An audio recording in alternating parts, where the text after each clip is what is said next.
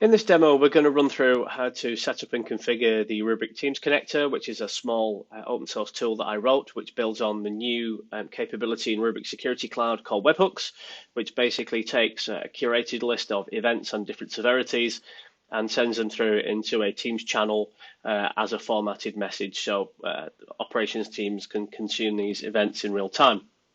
So to begin with, the best place to start is in my GitHub repository. So if you go to github.com/Chris Beckett /RBK-Teams-Connector, you can see at the top here the name. This is a public repository, so you don't need any special permissions or anything to get to this.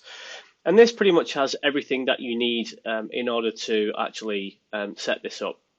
So we have a README file here which details how it all hangs together, the prerequisites that you need. So we'll just have a very quick look at that. So essentially, this is a serverless function written in Python that sits in between a webhook event that's sent from Rubrik Security Cloud, which is a platform you may know as Polaris. And this then gets converted by the serverless function and gets sent through to Teams. The reason why I do this as a serverless function is really because serverless functions are absolutely ideal for this use case. It's a very small piece of code. It only does one task, and it's very kind of cost effective to deploy this as a serverless function without the need to deploy kind of VMs and other such things like that. To actually configure the webhook itself, you need to come into RSC and then in the security settings tab, and I've also put a link into the documentation in the README so you can find this quite easily. This is where essentially we select the event categories that we're interested in. So for a backup ops team, for example, we may be mostly interested in things like system and upgrade, backup diagnostic, hardware maintenance, etc. Because from a BAU perspective, they're the things that we most care about. And obviously we can select different criticality like critical, warning, informational, etc. We could also take things such as audit logs, so who's logged in, who's logged out, etc. And we can send those to maybe a SIEM tool or maybe something like Microsoft Sentinel, where it makes more sense for a SecOps team or a SOC team to have a look at that. But what webhooks does is gives us a nice, elegant way of filtering out events at source and then creating what I call a fan-out design. So these types of events would go to a backup ops team, and security events would go through to a security ops team, and we can keep those streams distinct and separate. When the event has been through the serverless function, this is what it looks like within Teams. So we're essentially taking the JSON body of the webhook event, and as we said, we're reformatting that into Teams format. So it's a nice, simple card view. And then from an architecture standpoint, these are the things that we have here on the left to the right, and this is the flow of events. So obviously in Security Cloud, we have events as things happen. We can generate a webhook event for that. We do a HTTPS post to a URL, which is the webhook that we have listening on the function side. So we have a serverless function sat behind this, as we said, a very small Python script. What that does is extract the body of the event, convert that into a Teams card format, and then sends that on to a Teams channel. So you get a nice simple representation. It's a very quick kind of sub-second process. As we said, it's very cost effective and also gives you a nice way of keeping an eye on these different events. So in order to get started with this, what do I need? Well, a lot of them are fairly obvious, I guess, but we'll run through them anyway. You need an RSC tenant because obviously we need to be able to generate events, select the events we're interested in, and send them off to a HTTPS endpoint. We need a Microsoft Teams account because we need something to send to. We need to nominate a Teams channel to send the alerts to. Now, we're not kind of prescriptive about this. It's entirely up to you how you do this. You can send it to a channel where existing alerts go to. If you're concerned about alert fatigue and you want to keep them separate, you can absolutely do that. Keep them in a separate channel. We're just going to run through that in just a second on how you do that at the Teams end. We also need a receiving webhook URL on the Teams side. This is a link to the docs to tell you how to do it, but we'll show you that in just a second in the demo. We also need a couple of things on the staging machine before we actually publish this within our Azure function. So we need a currently supported version of Python. So as I record this video, the versions supported are 3.7 through to 3.9. The current main train version of Python is 3.10. That's not currently supported by Azure Functions, so you need to pick one of these. So I've picked 3.9. You're also going to need Git installed, which is mainly because this is what we use to clone this repository down to a local machine before we publish it. And we need a couple of command line tools on the Azure side. Now, this is something that we need from an Azure standpoint. This is not a Rubrik dependency, but we need the Azure CLI because we need to log into Azure from the command line and set an authentication token. And we also need the Azure Functions command line tools because this is how we ultimately push the code up into that Azure Functions kind of placeholder. So then the steps we quickly run through to do that. So at first we're going to create a Teams webhook receiver. We're then going to deploy the Teams handler from GitHub. So we're going to do things like git clone here. We're going to run through the ARM template to configure deploying that to Azure. We're also going to have a look at a couple of other things you may find useful, that little traps that I came across when I was going through this project. And then we'll create a webhook on RSC and we'll bring everything together. So to begin with, we're going to set up the Teams side of things, and I've already got my Teams client logged in at the bottom down here. I've got admin permissions to this team. You may want to check your permissions before you go ahead and do this. But you can see I've got an operations team here, and I've got a couple of channels underneath that. So I'm going to configure a new channel in here. And this is deliberate because I want to keep these RSC alerts away from everything else. So I'm just going to call this alert events from Rubrik Security Cloud. One of these days I'll learn to type. I'm going to accept the default setting for privacy. Everyone has access, and I'm going to publish this on everyone's channel list.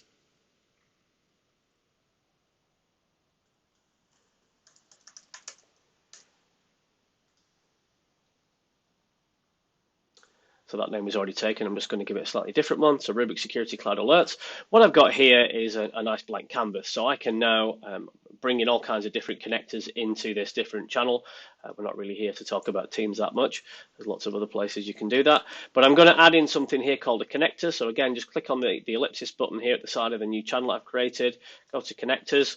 And this gives me kind of like a marketplace of all these pre-built integration points with other products. All of which are very good, of course, but we're only interested in an incoming webhook. So we're going to send data from a service, which in our case is Rubrik Security Cloud, into my Office 365 group in real time.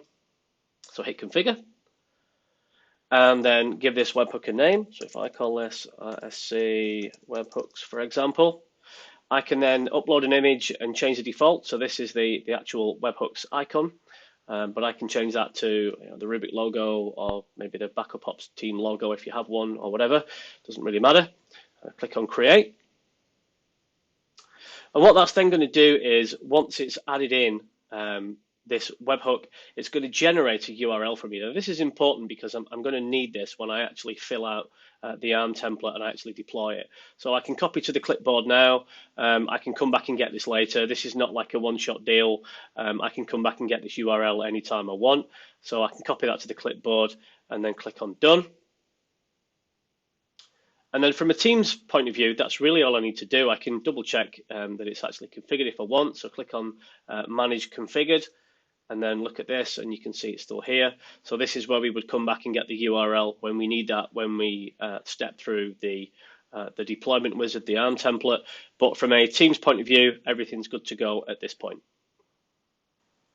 So now that we've done the Teams side of things, we can move back into what we were doing on the staging machine here. So if we just jump back into the instructions here in the README, these are all the things that we need to have installed. I've gone ahead and done that, so I'm not going to show you how to do that. It's relatively easy to do. But I've got Python 3.9 installed. I've got Git, Azure Functions, and Azure CLI installed. I've already run as login, so I've already set up the authentication token. So at this point, fingers crossed, we should be good actually just to step ahead and run through these steps. So the very first thing is I need to run a git clone. So what this is going to do is pull down the code from my repo. It's going to stick that in a folder of the same name. So obviously, because the repository is very small, it takes seconds to do. Even on a slow link, you should be fine. So if I look in my directory, you can see down here I've got my Teams connector folder. So I can go into that and just double check it, make sure everything's in here that I need. It looks pretty good to me. So then the next step is for us to step through the deployment process. So what this is actually going to do is it's not at this stage going to deploy the actual code itself into Azure. What it's going to do is create kind of like a placeholder. So it's going to create kind of like an empty function object. It's going to create a storage account for us to land the code into. It's going to create application insights instance as well, which is really useful for kind of logs and performance troubleshooting and things like that. So this is the next stage for us to go through. So as I mentioned, I've already installed Azure Functions command line tools. I've already run as login. This is quite a good step, actually. One of the things that I came across when I was running through some testing on this was if you don't specifically set a version of Python, Azure Functions make some assumptions about which version you're running, and this can lead to some problems, especially when installing libraries. So what you can do is actually, to avoid problems ahead of time, you can actually run this command line operation, which I'm just going to copy and paste in here so you can see it. And I can run this once I've actually deployed my actual ARM template. So just before I get to this step and show you what that involves, if I just right click on this deploy to Azure button, what this is going to do, it's going to ask me to sign into Azure. Yeah, that's fine. And it's going to start taking me through this ARM template. And it looks just like anything else that you would deploy from the marketplace. There's no cost to this in terms of a marketplace, only just the resources that you use in Azure. So if I call this RG Teams Handler, that's already in use, so I'm just going to stick a 1 on the end. And then just basically go through each of these individual items and fill those out. And as I said, this is basically going to create some placeholder objects for us in Azure subscription. So here's a name for an Azure function I came up with earlier. It needs to be globally unique. So may just be worth checking ahead of time what you want to call that, just to stop this process from failing. Storage account name as well. Again, I've already picked one in advance. This also needs to be globally unique and has some naming constraints. So again, keep all of this in mind. And then in terms of the storage account, I'm going to create a brand new one. And really because this is a stateless object. If the deployment doesn't work properly, or if there's a new version and I want to blow it away or something like that, if I just keep it all in a storage account, doesn't make any difference to the cost, but it keeps this kind of storage away from anything else that I may be running. So I'm just going to say just create a new storage account. In terms of performance and resilience, cheap is fine. I don't need any particular performance requirements. I don't need any particular resilience requirements. So cheaper the better in my case, I think. And then the last two items here are around Teams webhook URL and also my Security Cloud URL. So if you remember, we generated this webhook URL, and the chances are that my clipboard has been overwritten. So I'm just going to go back into here, and it's also a handy step to kind of remember how we did this. So go into connectors and go into configured and go into manage. And this is going to give me my URL. So I'm just going to copy that to the clipboard because it's a bit long to try and remember. And I can then paste that into this box, which is this. And then I need my Rubrik Security Cloud URL as well. So basically, what's the URL to my Polaris tenant in all money, if you will. So I already have my internal one that I can point it to. But the first part really is all you should really need to change, because the rest is the same for everyone. And then quickly review, make sure everything's okay. Click on create. And then we're off to the races. So I'm just going to pause here for a moment while this process runs. Doesn't usually take more than about 5 minutes, but it can depend how busy the platform is. So we'll pause the video at this stage and we'll come back when this is complete. And Mortimer, we're back. So this deployment is completed pretty quickly, as you can see. So we can have a quick look at what's been created here, just to, if you've never seen this process before, or maybe you haven't seen it for a while. What this has done is create a couple of components. It's created me a storage account, and it's created me some objects based around what I'm going to need for my function. So if I actually go into that resource group, you can see here I've actually got a function object. Nothing much in there at the moment because we need to still publish the code to it, but our placeholder's already set up, and we're good to go in that case. Now, if you remember what I mentioned just a few moments ago, one of the problems you may sometimes run across is if you don't specifically set the version of Python or whatever platform that you're using within Azure Functions, you may get some deployment issues, especially around when the library dependencies are being installed. So the requirements.txt, if you're familiar with that. So what we should do ahead of time to really stop this from happening is we can actually run this command line configuration set.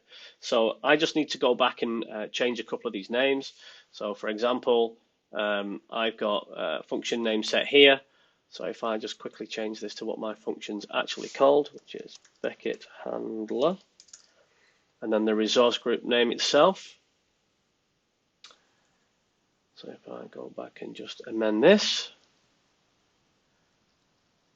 and my resource group name is RG Teams Handler 1, which is fine. I'll just copy and paste that. We can put that into here. And then what that's doing is basically saying set this to Python, set it to version 3.9, and then what this means is when we actually run the deployment process, it's going to save us the heartache of some libraries not being installed properly because it thinks some dependencies aren't met. So yeah, a slight extra step, but it's well worth it to avoid the pain in future. So again, if we just jump back to the steps that we need to go through, so we've run this command now, we've set the version of Python, so hopefully we've dodged that bullet. What we then need to do from within the root of the folder, I'll just clear the screen here so we can see better, is we run func init. Who doesn't love a bit of func? And what this is going to do is initialize my function locally. So it's going to create a couple of small config files. Again, it takes seconds, very, very quick to do. And then we need to run the final step, which is basically taking the code, publishing that into the placeholder object that we already created within Azure. So to do that, we put in func Azure function app publish. Then the function name, which is Beckett handler, and then press enter. And then this process will basically run a bunch of scripted items to gather the code together, kind of zip it up, build it remotely, create a HTTP trigger, which is what we need for the webhook function. So what I'm going to do at this stage, again, I'm just going to pause the video while this process runs. It's generally pretty quick, normally takes a couple of minutes, but just to save time, I'll just pause here. So here we are back. The publish process is finished. Literally, it took under a minute. It was very, very quick. If you ever need to redeploy it for any reason, you just rerun that publish command, and it'll just essentially overwrite what you've already got in there. You can, if you have the skills to do that, you can also do this via Visual Studio. I use Visual Studio Code generally. There is an Azure Functions solution that you can install into that will let you just push directly into Azure from that interface, which some people tend to like. So you can do that as well. This is our invocation URL. We're not going to need that just for the moment, but we're all set up fine by the looks of it. So let's just double check how this looks within our actual function itself. So let's just jump into this function app and let's have a look what's in here. So this is just a very high level. So if I click on functions here, you'll see it's created my HTTP trigger. So nothing will happen unless we get a HTTP post on here or HTTPS post. So this function is going to sit there literally doing nothing until someone does a HTTPS post, and then it's going to take the parameters that have been passed in with that post, and it's going to execute that as we mentioned. So if I just step into this and have a quick look at it, we've got some monitoring capabilities here, which you might find quite useful. So if you click on monitor, this will show you all the invocations that have run. There's also kind of real-time logs that you can plug into as well if you've got application insights configured. Not going to spend too much time on this. There's lots of documentation out there how to do that, but it's quite nice to be able to do that. But the reason why we're here probably more than anything else is because we need to just gather the function URL, because we need to configure the webhook on the Rubrik side. So in order to do that, if I just click on the overview button, you see a button at the top here that says get function URL. So yeah, you saw that in the actual deployment process, but I'm going to take that a little bit further, because what I want to actually do is have this as an authenticated webhook. So this is added on an API key at the end, as you can see here. It's obviously quite a long string of text, but I can copy this to the clipboard. And what it helps prevent is basically anyone who discovers this URL, spamming it with kind of junk. and overwhelming it. So now that I've got my URL for my Teams handler, what I can then do is come into the RSC interface and I can configure my settings. So under security settings, and again, this may well have changed by the time you watch this video. So I'll just have a look at the latest docs just to see if anything has changed in the UI. But there's a webhook section down here, so I just click on that and then click on add webhook. And then it's a three-step process. It's really simple. So in this case, I'm going to select a provider. Generic is a common event format, so it's kind of the standard format. So I'm just going to select that. And then my webhook name, I'm just going to call Azure function. Hopefully you're going to pick something slightly more descriptive than that. For the endpoint, it's the URL that we just copied to the clipboard. So I'm just going to paste that in. I don't need to add in anything specific about authentication because it's all included within that URL. So I just toggle that button back. And then I've got this option here to run the test webhook. So if I click on that, it's going to send a quick sample payload through to that URL. And all being well, I'll get test event was successful, which is exactly what I'm looking for.